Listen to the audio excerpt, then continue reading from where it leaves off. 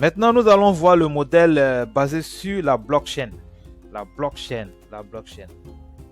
On va faire une brève historique de la blockchain. Le nouveau modèle qui est mis en œuvre lié au système de paiement numérique, c'est effectivement la blockchain. Donc, comme historique, il faut dire que dans les années 2008, en fait, il y a une crise financière qui a secoué le monde entier.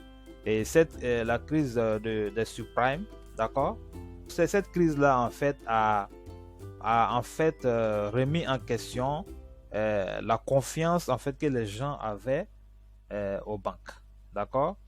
Et ça a fait chuter en fait le PIB américain de 3%, et l'indice Standard & Poor's a chuté également de 40%. Donc c'était une crise qui a fait beaucoup de dégâts. La crise financière de subprimes, c'était quoi en fait? C'était un excès en fait d'endettement des particuliers. Les banques mettaient à disposition des particuliers beaucoup d'argent en fait pour pouvoir acquérir des habitations. Et au fur et à mesure, comme ça, on a constaté que les habitations devenaient de plus en plus chères puisque il y avait l'argent qui circulait à gogo. Donc les habitations se faisaient de plus en plus chères et les coûts, en fait, les prix ne faisaient que grimper. Donc cette bulle-là, il fallait l'arrêter, il fallait en fait la stopper. Et donc c'est en ce moment que la Fed, genre le régulateur aux États-Unis là-bas, genre comme la banque centrale que nous avons à notre niveau ici, a décidé en fait d'augmenter le taux d'intérêt, d'accord, des emprunts pour pouvoir en fait diminuer les emprunts, d'accord. Et quand ils ont fait ça, c'était dans les années 2005. Donc ça a commencé il y avait moins en moins d'emprunts et les emprunts déjà qui étaient en cours ont flambé. Donc du coup les particuliers n'arrivaient plus à rembourser en fait les prêts. Donc du coup, qu'est-ce que les banques faisaient? Les banques étaient obligées de saisir les habitations et de les mettre aux enchères. Et effectivement, bien évidemment, les banques vendaient en fait les habitations à perte. Et donc, ce qui fait que les banques étaient en difficulté et finalement, ça a pété. Donc finalement, ça a créé une grosse crise, une grande crise. Jusqu'à ce que la crise soit mondiale et c'était catastrophique. Donc ça en fait ça a créé une méfiance presque totale à l'égard des banques. Donc les gens ont vu que les banques n'étaient plus sûres à 100%. Donc c'était des lieux qui étaient sûrs, ils sont devenus très instables et corruptibles. Donc à partir de là en fait cela a créé l'idée d'un système d'échange d'argent décentralisé. Et cela a pris forme dans un courriel de Satoshi Nakamoto, un organisme, d'aucuns l'appellent un organisme, d'aucuns l'appellent une identité personnelle, voilà, qui a envoyé un courriel aux bailleurs de fonds pour leur expliquer en fait ce système-là d'échange décentralisé, d'accord, où il présentait un système électronique de pair à pair à l'abri des tiers, c'est-à-dire les banques, les régulateurs ne participaient plus en fait dans ce système électronique là. Donc un particulier pouvait en fait envoyer de l'argent à un autre particulier à l'autre bout du monde sans intermédiaire, d'accord. Maintenant, pourquoi la blockchain? Quelles sont les raisons fondamentales en fait qui ont poussé la création en fait de ce système là? D'accord, on va essayer d'énumérer quelques-unes. C'était d'abord pour résoudre les insuffisances du transfert d'argent, fondamentalement. On veut transférer par exemple de l'argent à quelqu'un, si c'est par exemple la nuit, bien si c'est les week-ends, généralement les banques ne travaillent pas. Donc c'est souvent fastidieux, d'accord. Donc les horaires sont souvent contraignantes au niveau des banques et face à certaines urgences, c'est assez compliqué. D'accord. Et il y a la limitation également des montants qui sont transférés par le régulateur. Il y a un certain montant qui ne peut pas être transféré comme ça. Un certain montant déjà, 50 millions déjà, il faut passer par la banque, il faut passer par la banque centrale. C'est assez compliqué. D'accord. Il y a le temps de validation des transactions aussi qui est souvent très long. Quand on dépose par exemple un chèque, tout le monde sait en fait quel temps ça peut prendre avant que ça aboutisse. D'accord? Il y a également la manipulation de l'économie par les régulateurs. Comme on l'a vu en fait tout à l'heure, lorsque l'économie des États-Unis était en difficulté, le régulateur a injecté beaucoup de liquidités. Éviter toutes ces manipulations là en fait dans l'économie que en fait la blockchain est apparue en fait. Et également le coût élevé de la médiation, bien évidemment. Et pour finir, en fait, le remplacement du besoin de confiance. Et puisque le régulateur ici intervient dans la chaîne pour créer la confiance, d'accord? Donc, cette confiance-là, au niveau de la blockchain, est remplacée par les preuves cryptographiques, d'accord? Qu'est-ce que la blockchain? On va essayer en fait de donner une petite idée de la blockchain. C'est une série d'enregistrements rassemblés dans un bloc, d'accord? Dans un bloc qui est une section d'un registre, d'accord? Et le registre est distribué entre les utilisateurs.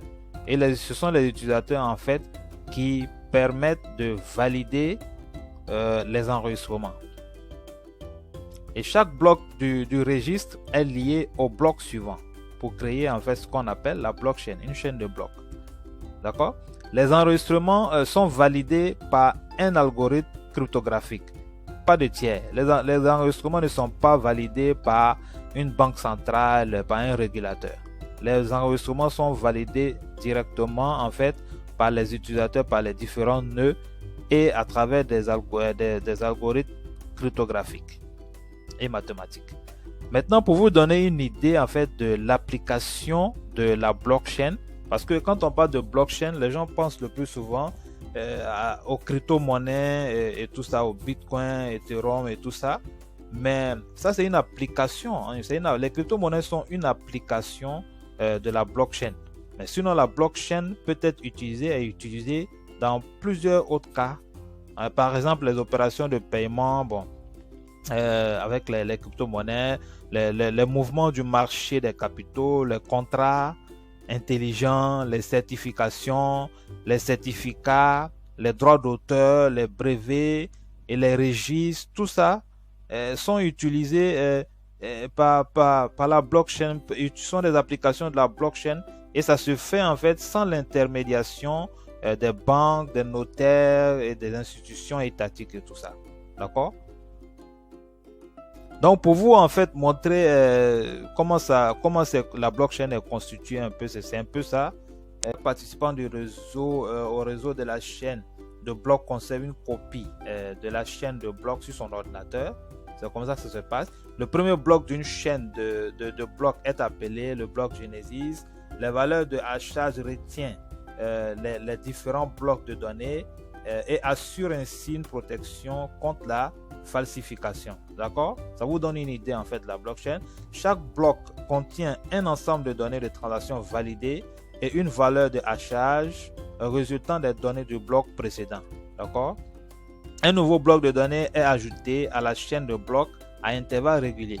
Une procédure consensuelle détermine quel participant ajoute le nouveau bloc avec les données altérables actuelles. Donc, et ce processus-là, c'est le minage. Et il y a des machines qui sont très puissantes qui permettent en fait de faire ces calculs-là. Donc, quand tu fais le calcul, quand tu arrives à faire le calcul rapidement et à connaître en fait à décrypter le hachage, le hash, en fait, ça te permet en fait de créer le bloc. Donc, c'est un peu comme ça que ça se passe et tu es en même temps rémunéré dans le système par des cryptos. Donc, ceux qui font ce minage-là, ceux qui permettent en fait de créer des blocs-là, sont rémunérés en fait dans le système. Donc c'est un peu comme ça que ça se passe. Les transactions doivent être validées par la majorité des participants. Donc en fait ce schéma là vous donne un peu une vue globale de ce qui est la blockchain. Maintenant on va vous donner quelques limites des cryptoactifs qui sont on va dire une application de la blockchain.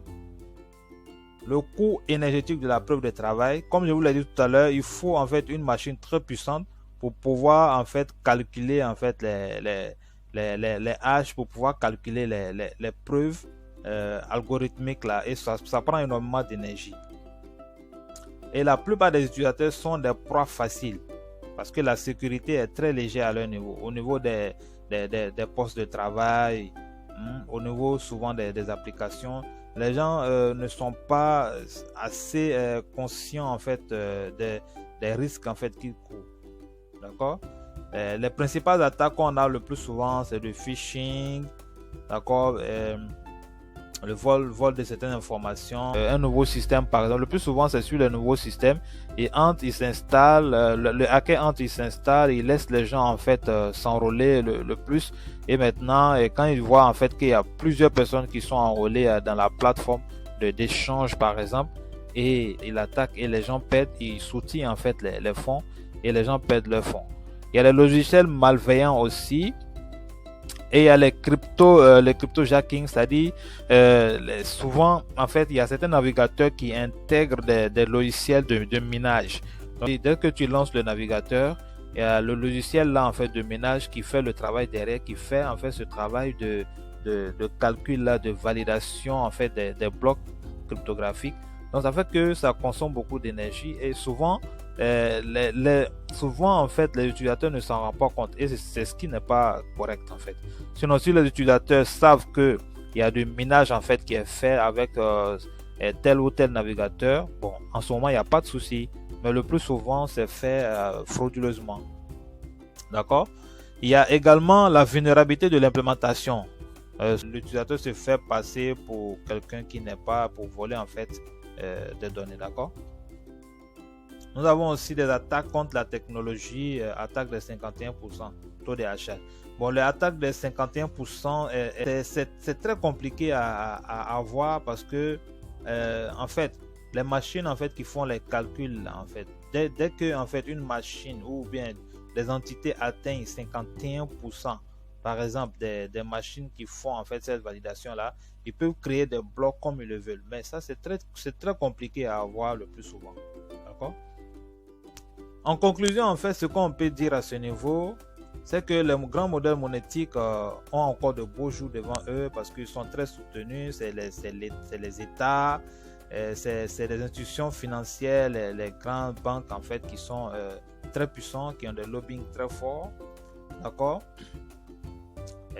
Seulement la blockchain menace ces modèles, mais la problématique majeure de sécurité des utilisateurs et des applications demeure entière à ce niveau.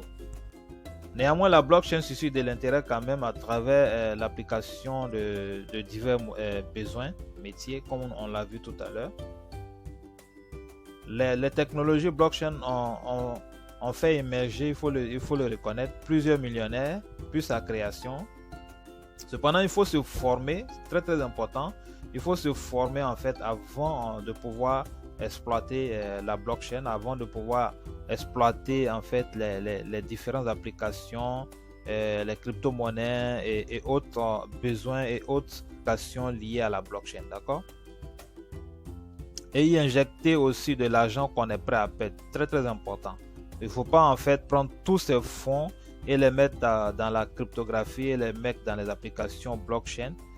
Sinon on risque en fait d'être très déçu lorsque par exemple on n'a pas gain de cause. J'espère que en fait cette présentation vous a permis d'avoir une visibilité globale sur les grands modèles monétiques et en fait le nouveau modèle qui tend à les titiller et à les bousculer en fait. Merci beaucoup pour votre écoute. On se dit à la prochaine. Bye.